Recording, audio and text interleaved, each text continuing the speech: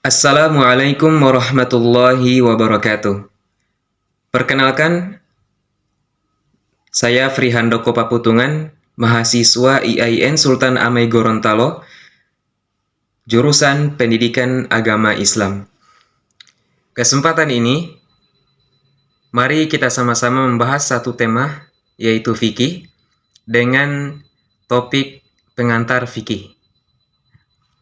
Teman-teman, kata fikih ini, ataupun pelajaran fikih ini, bagi anak sekolah ataupun peserta didik, terutama yang belajar di pesantren dan sekolah Islam, pasti sudah sangat tidak asing dengan istilah fikih ini. Bagi mereka, fikih ini sudah menjadi makanan pokok atau makanan harian mereka. Nah, tapi teman-teman, mari kita lihat lagi.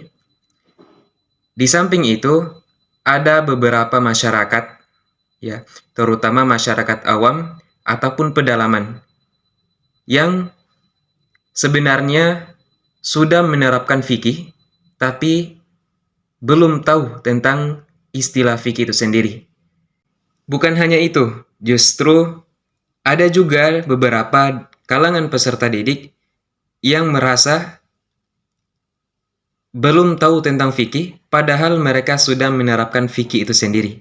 Teman-teman, sebelum kita jauh mendalami fikih, terlebih dahulu saya akan coba antar teman-teman untuk bisa mengetahui dasar-dasar dari fikih itu. Ya, kita akan cari tahu apa itu fikih, kemudian perkembangannya. Baik, langsung saja. Mari kita sama-sama simak video berikut ini.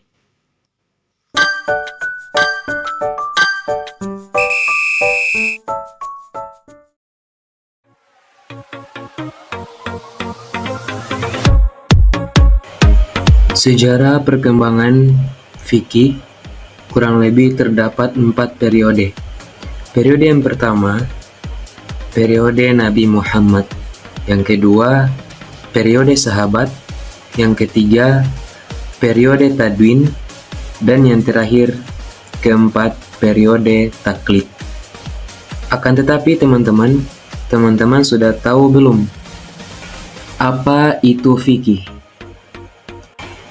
Fikih secara bahasa adalah paham atau pemahaman. Misalnya nih, istilah fikih ibadah. Maka kalau dilihat dari segi bahasanya diartikan dengan pemahaman tentang ibadah, seperti salat, zakat, puasa, dan lain-lain. Adapun fikih secara istilah, menurut kebanyakan fuqaha adalah ilmu tentang hukum syariat Islam yang berkaitan dengan perbuatan manusia, baik dalam bentuk perintah atau wajib, larangan atau haram, pilihan atau mubah, anjuran untuk melakukan atau sunnah, maupun anjuran agar menghindarinya atau makruh, atau bisa disingkat dengan hukum-hukum syariat yang didasarkan pada sumber-sumber syariat, yaitu Al-Quran dan As-Sunnah, bukan akal atau perasaan. Kembali lagi, mari kita kembali membahas periode perkembangan fikih. Periode yang pertama adalah periode Nabi Muhammad. Di periode ini merupakan patokan utama atau dasar oleh periode-periode selanjutnya dalam memahami serta mengambil keputusan hukum terhadap fikih. Kenapa demikian? Pertama, karena Rasulullah masih hidup. Yang kedua, Rasulullah menegur secara langsung. Yang ketiga adalah langsung belajar dengan Rasulullah. Nah, sehingganya teman-teman, fikih di zaman ini sudah diterapkan, akan tetapi istilah atau kata fikih itu belum ada. Artinya masih sangat praktis dan kompleks. Periode selanjutnya adalah periode sahabat.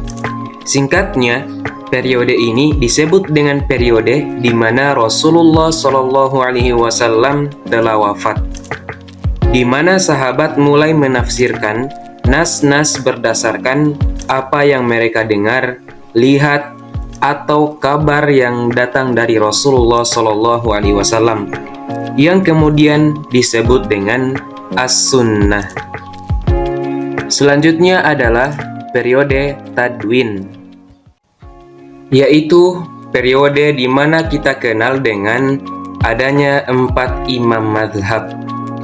Ada Imam Hanifah, ada Imam Malik, Imam Syafi'i, dan Imam Ahmad. Di periode ini juga istilah fikih atau kata fikih ini sudah menjadi bidang keilmuan dalam syariat Islam, seperti misalnya akidah dan akhlak. Dan periode yang terakhir adalah periode taqlid.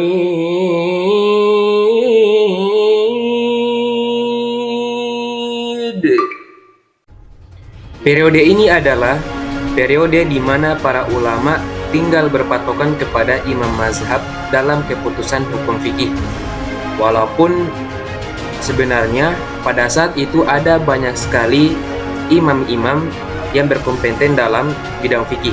Nah, hanya saja yang paling terkenal adalah 4 imam mazhab yang tadi sudah disebutkan, baik dari kaidah yang ditentukan oleh masing-masing imam atau fatwa mereka.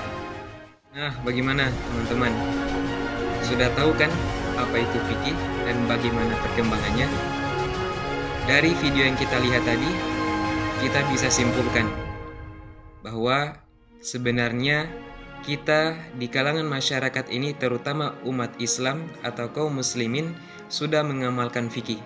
Hanya saja istilah fikih itu mulai dari definisi secara bahasa dan istilah belum sepenuhnya dipelajari secara khusus. Kemudian juga kita tadi sudah menyimak bahwa fikih itu sudah ada di zaman Rasulullah Shallallahu Alaihi Wasallam sampai di era kita saat ini.